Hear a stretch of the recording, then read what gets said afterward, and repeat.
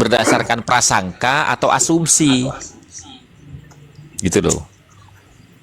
Itu kan jelas kok idahnya itu.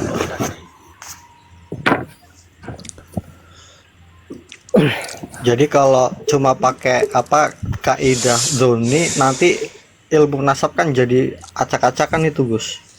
Loh iya, nanti sampean pun bisa mengaku zuriyahnya Nabi. Iya, nanti tabrakan juga sama ilmu sejarah kan? Nah iya, Karena ilmu nasab juga memang harus disandingkan sama ilmu sejarah gitu. Harus bukan disandingkan. Ilmu nasab itu bagian daripada ilmu nasab. Ilmu nasab itu bagian dari ilmu sejarah. Betul, betul. Gini Gus, Jadi yang disebut biar nasab kami- itu adalah apa saja yang sudah terverifikasi dari ilmu sejarah, itulah ilmu nasab.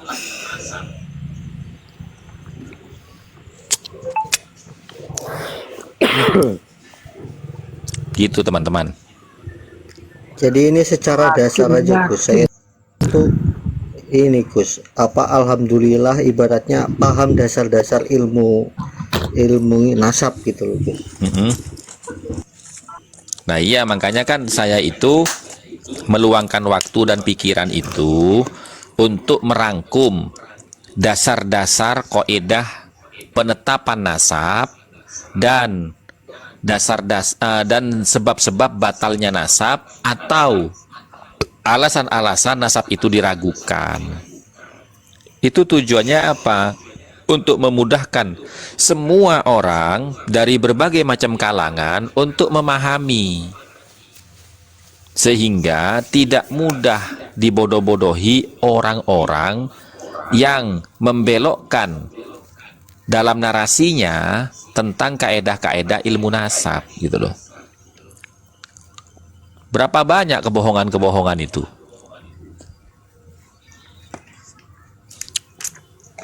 Kalau kita mau berpikir, mereka semua itu nabrak kaedah loh.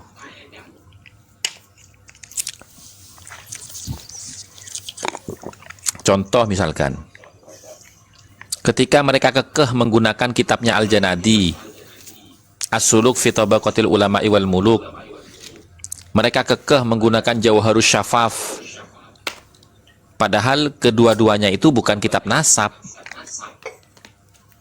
Sementara metode dalam mengisbat nasab itu ayyara khatta nasabatin mauthuqin bihi. Itu di dalam kitab Al-Kafi Al-Muntakhab tertulis seperti itu. Gitu loh. Nah, kemudian dalam kitab Rasail, Kutubun Nasabin al-Abdal, bahkan dikatakan ya, indikasi-indikasi kepalsuan di dalam nasab itu apabila mereka itu mengklaim sebuah nasab berdasarkan kitab-kitab sejarah, kitab-kitab tasawuf, kitab-kitab sastra, dan kitab-kitab fikih. Itu indikasi pemalsuan dan kedustaan. Nah, kalau masih maksa pakai kitab-kitab sejarah dan kitab-kitab tasawuf, berarti kan nggak paham ilmu nasab itu. Atau kalau dia paham berarti nabrak kaidah, kan begitu.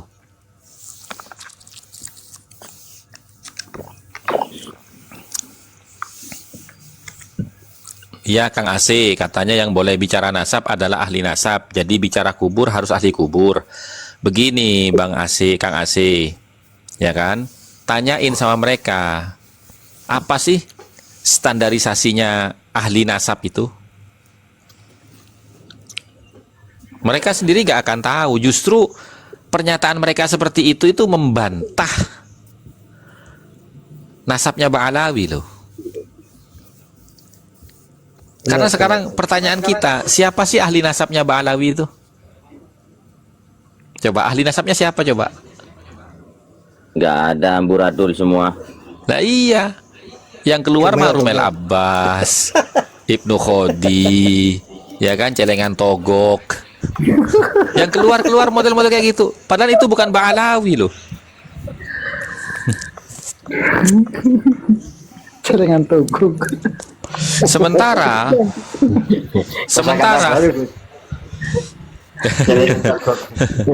Sementara gini Bang Tanar, mereka itu ya mengaku sebagai nakobah yang mengisbat nasabnya Rasulullah katanya. Padahal namanya Robitoh bukan nakobah gitu loh. Yang paling sohek katanya Gus. Nah, iya, mana ahli nasabnya coba? Tapi nggak punya ahli nasab. Nah, iya kan lucu. Ahli nasabnya Rumel Abbas sama tadi kelengan Togo Gus. Lah iya. Lembaga macam apa itu Gus? Nah iya. Itu namanya lembaga ketergantungan sama pribumi Gus.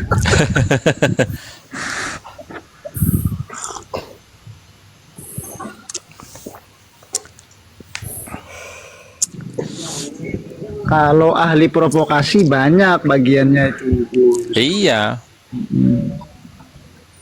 Artinya kan saya- begini. Gus, gini, Artinya saya kan begini pengen teman-teman. nanya Gus ya, pengen nanya Gus Iya. ya. Ahli Iya. memutar Ini kan dari yang kertas. lawan-lawan Wahabi itu ya baik di sosial media ataupun di secara real itu kan rata-rata ulama kita pribumi gitu. Saya tuh pengen tahu, pengen nyari nge-share mana ya Habib ya debat sama Wahabi gitu loh.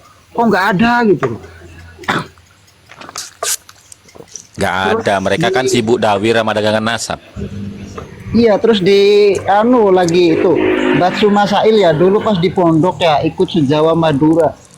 Itu memang nggak ada kalangan Habib. Nggak ada. Kok tiba-tiba jadi kayak ulama-ulama gitu. Untungnya masalah nasab ini dibuka. Oh, mereka nggak ribut-ribut sekarang soal negara. Biasa kalau Iya. sudah begini sudah Iya. kumpul. Dari Sekarang duit. mereka kalau sedikit aja ada pergerakan mengenai negara, selesai mereka. Iya. Pemerintah aja udah nggak berani nyenggol pemerintah sekarang, benar. Lihat aja kalau Iya. berani. Betul. Yang membuat nggak stabil kan mereka itu sebenarnya. Mm-mm. Kalau satu kali mereka turun ke jalan itu berapa negara keluarkan uang sebenarnya? Ya kekuatan mereka kan ada di Kang Aceh nasab. itu tandanya berarti mereka yang ngomongin Wahabi kan para Habib kan nggak pernah debat sama Wahabi, jangan-jangan itu saudaranya Wahabi. Iya. Iya, jadi itu buat jawaban Kang Aceh di bawah itu buat apa debat sama Wahabi, emang Wahabi kok. Sekarang si Rizik Sihab itu meminta untuk mengadili Jokowi kepada Prabowo. Emangnya dia siapa? Dia aja mendukung Anies kemarin. Mm-mm. Semua orang sudah tahu kalangan Habib itu mendukung Salah itu Anies. Unyil ya, Imam Unyil selalu salah pilihan terus dari awal Jokowi ikut Prabowo. Giliran Prabowo mau jadi ikut Anies. Banyak Gak nggak istiqomah kan? makbul.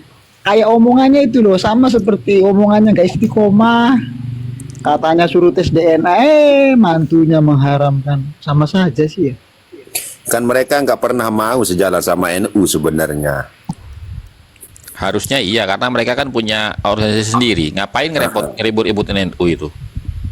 Kalau dia Iya kan? mendukung kan, walaupun dengan tidak tersebar, kalau NU itu kan memang ada tempat menonjol dalam salah satu calon. Tapi kalau RA ini menonjol terus, tapi tidak pernah sejalan sama NU dalam pemerintahan itu. Betul itu. Karena mereka mau diakui, mau mengalahkan NU, lihat aja pergerakannya. Nggak bisa. Malah nyunsap sekarang ini. Mm-mm.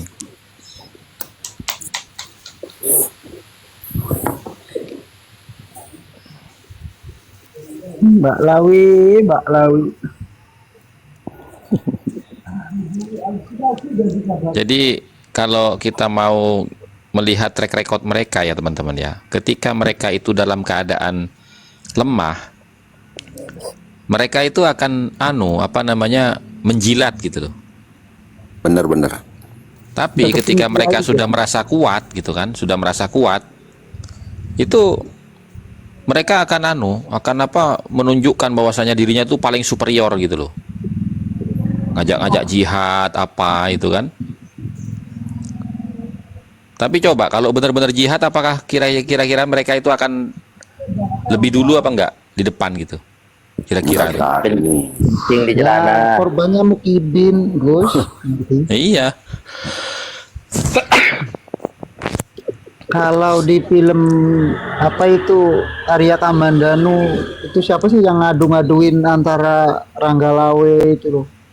Siapa sih jenenge? Ramapati. Lupa saya, itu provokatornya di Majapahit itu loh. Halayuda. Ya, Halayuda itu persis banget kayak tingkah lakunya Pak Lawi. Kalau ada pribumi yang menonjol, maka mereka akan pansos. Itu kelakuannya.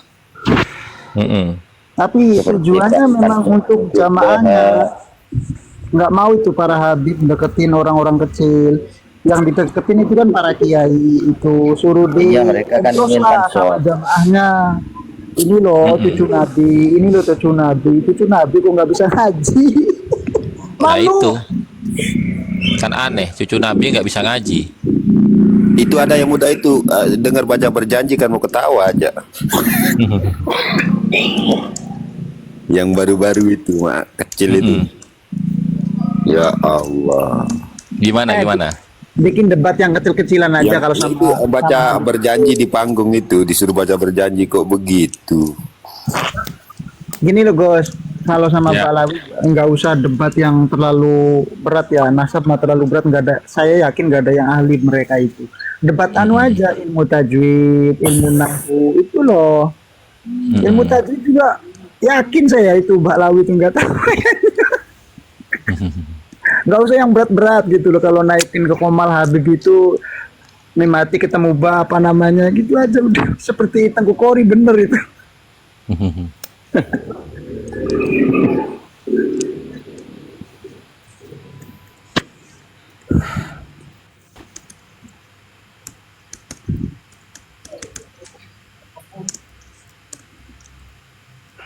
Kalau masalah nasab mungkin keberatan lah. Gimana? Ya meskipun mereka yang paling alim, kalau tidak mempunyai data, fakta tidak bisa. Itu Ya. siapa namanya itu? Yang video terbaru yang dia bilang anak haram atau anu itu. Iya ngeri. Segampang cocotnya itu segampang itu loh mereka itu. Itu kan Bayangin kebiasaan videonya di YouTube itu. bayangin saja loh, ada video Nabi belajar nahwu kan, astagfirullahaladzim, ini gimana ceritanya? Yakin ya? Mungkin saya mendengarkannya itu harus naruh otak saya ke dengkul dulu gitu. Ya Allah, astagfirullahaladzim, fenomena alam menurut saya itu. Padahal nggak ada yang tahu nahu, yang keturunannya sekarang kan bisa dibilang nggak ada, nggak pernah saya dengar mereka bahas nahu. Iya. Bahas nahwu lagi, nggak pernah bahas ilmu dongeng mulu kok. Nah, suruh aja baca kitab Matan Jurumiyah itu. Baca ikro, jangan baca judulnya ikro.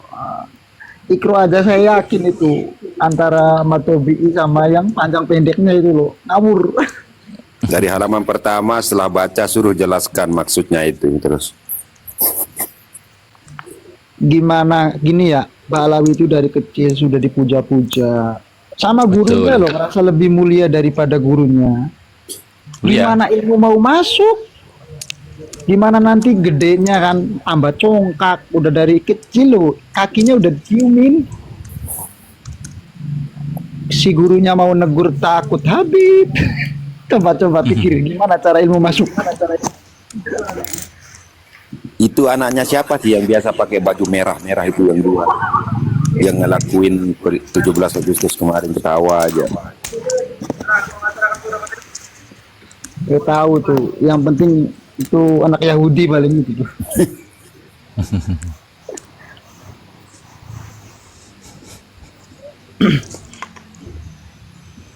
Ya kitabnya juga halus semua kan Gus. Iya, betul. Kok ada ya makhluk seperti ini ya? Baru tahu saya. Sejak lahir sampai sekarang loh, ada makhluk yang seperti Balawi. Iya, kayaknya nggak punya urat malu sama sekali loh. Urat malunya kayaknya nggak ada. Kalau dideteksi sama alat ya, alat pengecek otak itu nggak ada kayaknya. Ada sel yang hilang.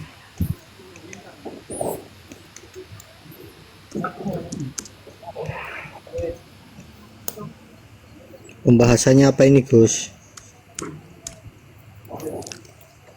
Ya sebenarnya kita pada malam hari ini itu kita ngaji kitab Ummul Barohin tentang masalah tauhid.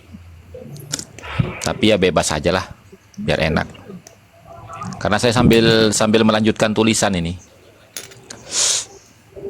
Jadi nggak Gus mau bikin kitab halunya Balawi dikumpulin jadi satu gitu Gus?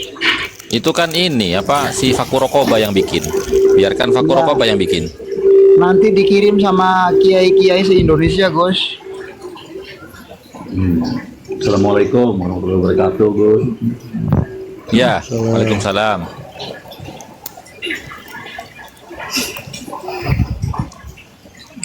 Yang gimana kabarnya, Gus? Sehat, Gus? Alhamdulillah. Bukunya udah ini ya, Gus. Kenapa? Bukunya udah di launching ya, Gus. Yang mana? Sudah, kalau 13 poin sudah. Sudah. Oh, nggak ada anunya, nggak ada sambungannya, Gus. Ada, lagi dibikin, sudah selesai, tinggal mau cetak ini. Yang anu itu, yang Tengku Kori itu di bagian mananya, Gus? Yang nggak ininya, Gus? Oh, saya nggak tahu saya. Yang mana maksudnya? Ada tadi. Ya, saya perhatikan juga. Aku lewat aja. Yang penting anu Gus, fokus saja kita Gus, jangan yang untuk urusan nasab kita fokus saja punya Balawi, kita jangan terjebak sama anunya, sama narasi-narasi yang lain-lain mengenai yang politik apa segala macam. Biar ini ilmu nasab ini jadi postulat Gus, karena ilmunya ini ilmu biar jadi postulat terbentuk dia nanti nanti jadi kurikulum baru lah ibarat kata itu kan jadi nanti juga akan mendunia Gus gitu loh. Iya. Karena bagus. Ini kan habis ini kan nanti kan diujinya nanti sama pakai yang punya Wali Songo, Gus. Habis ini sudah kalau berhasil ini postulat terbentuk itu enak nanti Gus. Iya. Wah, selamat datang kebenaran Mujadid Nasab dari Indonesia. Dan kayaknya teman-teman dari luar juga udah ini Gus sudah mulai cari referensi-referensi terus karena bakal karena kan masalah raja-raja segala Gus, masalah yang raja-raja kerajaan apa segala macam itu. Jadi menarik ilmu filologi, ilmu nasab, ilmu sejarah nih jadi pada ini. Betul. Jadi pada cerah. Jadi banyak cerah. Nanti yang counter framing biar prajurit sampean aja Gus. Nanti Gus, di dalam buku sampean nanti yang mendukung komal-komal perjuangan ditulisin. Biar masuk sejarah. Enggak masalahnya bikin ilmu itu harus gotong royong, harus semua saling khawatir satu abad lagi nanti Gus Hasan dibalawikan. Santri bersarung gimana nanti kalau sampean dibalawikan nanti? Dan teman-teman yang pengennya marga apa Gus? Asegaf apa Alatos Gus?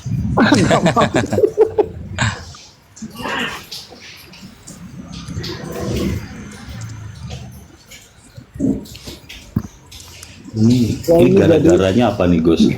Gara-garanya tahu nggak Gus? Apa nasabnya? Ya. Apa? Gara-gara sih.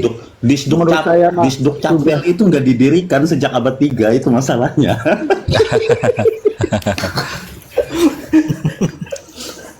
Kalau Disduk Capil ada aman gitu Gus. Kok lari ke Dukcapil segala? Seandainya ada. Jelas itu. Dicari itu kan, kepala dinas siapa itu? Kepala dinas itu siapa ini? Ini kan saya lagi bikin Mabadi' fi Ilmil Ansab ini saya. Di-spill Gus, bab-babnya di-spill Gus. Ya, ini Mabadi' fi Ilmil Ansab ini saya mengikuti metodenya Mabadi'ul Fiqhiyah. Jadi sistemnya tanya jawab gitu loh. Contohnya misalkan ma huwa ilmun nasab, apa itu ilmu nasab, ya kan? Jawabnya ilmun nasab huwa ilmun yu'tarafu bihi ansabun nas. Ilmu nasab ialah ilmu yang diketahui dengan ilmu nasab ini ansabun nas, silsilah nasab manusia gitu loh.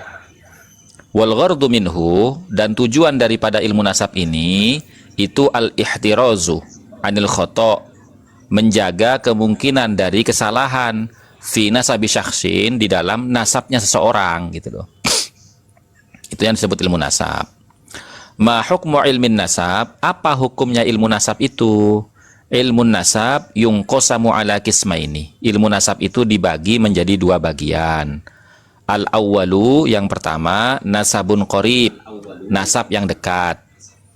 Apa itu nasab yang dekat? Huwa makana bainal auladi wa abaihim wa ummahatihim wa ajdadihim wa jaddatihim wa ikhwanihim wa akhwatihim wa a'mamihim wa ammatihim, yaitu hubungan biologis antara anak dengan bapak-bapaknya, ibu-ibunya, kakek-kakeknya, nenek-neneknya, saudara-saudaranya, laki-laki dan perempuan, paman bibinya, waman yantasibu bihim min qarabatihim, dan siapapun yang berhubungan dengan mereka min qarabatihim, dari famili-familinya.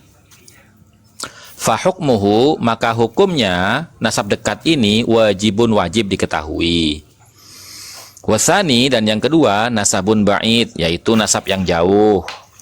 Apa itu nasab yang jauh? Huwa makana, yaitu hubungan biologis bainal auladi, antara anak, wa ajdadihim, dan kakek leluhurnya, al-ba'idati, yang jauh. Alladzi, yang mana la yu'tarafu, tidak akan diketahui, ya, hubungan antara anak dengan leluhurnya yang jauh itu, ya, illa bil masadir, kecuali dengan sumber-sumber. Sumber-sumber yang bagaimana? Allati nastaqi biha, sumber-sumber yang memungkinkan kita untuk bisa menggali. Nah, ini kurang nih. Allati yumkinu, itu harusnya nih. Allati yumkinu an-nastaqi, gitu dong harusnya nih.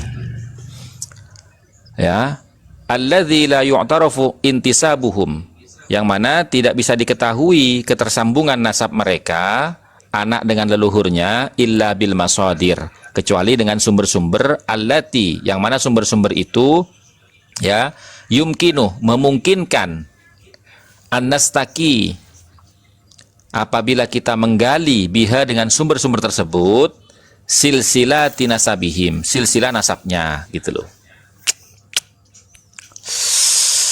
Fahukmuhu, maka hukumnya itu sunnatun, sunnah, gitu loh.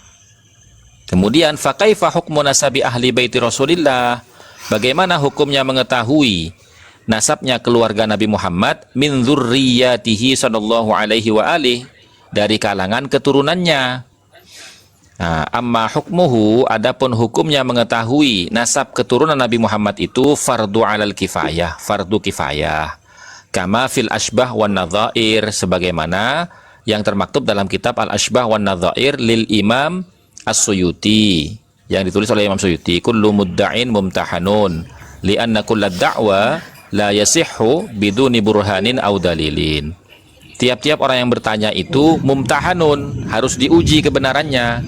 Li'anna kulla da'wa, karena tiap-tiap pengakuan, la yasihhu, itu tidak bisa dibenarkan biduni burhanin aw dalilin, tanpa adanya bukti dan dalil, gitu loh. Wa qala al-Imam Ibnu Hajar al-Haytami, dan begitu juga Imam Ibnu Hajar al-Haytami berkata, yambaghi li kulli ahadin ayyakuna lahu ghiratun fi hadzal nasab syarif wa dhabtuhu hatta la yantasibu ilaihi sallallahu alaihi wasallam ahadun illa bihaqqin. Ya, seharusnya bagi tiap-tiap umat Nabi Muhammad itu memiliki kepedulian di dalam nasab yang mulia ini dan menelitinya, sehingga tidak ada satupun orang yang mengaku-ngaku sebagai zuriyahnya Kanjeng Nabi Muhammad illa bihaqqin, kecuali dengan membawa kebenaran, bukti dan dalil, gitu loh. Wahadani qaulani isyaratun. Dan dua pernyataan ini adalah isyarah ala anna hukmahu fardun alal kifayah. Bahwasanya hukumnya itu adalah fardu alal kifayah. Gitu teman-teman. Jangan disepil semua, nanti nggak jadi beli teman-teman ini.